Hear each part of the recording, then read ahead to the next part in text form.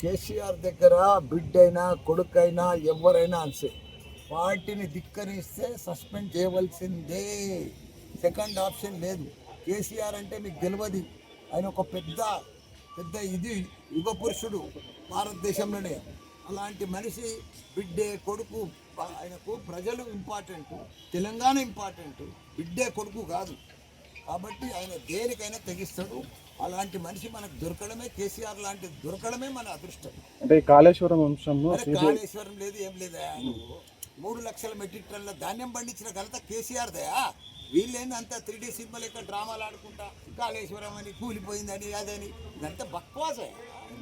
ఏంటి అది కేసీఆర్ అంటే? ఓ చరిత్ర, ఒక హిస్టరీ. భారతదేశంలో తెలంగాణలో ఒక ఆదర్శ రాష్ట్రంగా తీసుకుపోయాడు. ప్రపంచమంతా ఎదురు చూసింది కేటీఆర్ కోసం, కేసీఆర్ కోసం. అలాంటి మనుషులను పట్టుకొని కాళేశ్వరం అని, కేసు అని, సిబిఐ అని, ఏంటి అది? అది కరెక్ట్ కాదు.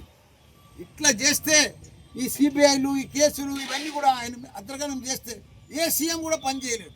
అంత గొప్ప సీఎంను పట్టుకొని ప్రపంచంలో ఎత్తైన ప్రాజెక్టు, లిఫ్ట్ ఇరిగేషన్ ప్రాజెక్టు కడితే దాంట్లో ఒక రెండు పిల్లలు పోతే కుంగిపోతే ఉంటున్నా. ఇంత పెద్ద వర్షాలకు ఎట్లుంది అది?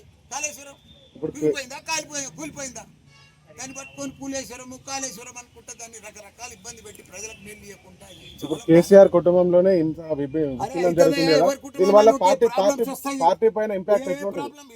దేశమంతా వచ్చినాయి. దేశమంతా సస్పెండ్ చేయలేదా?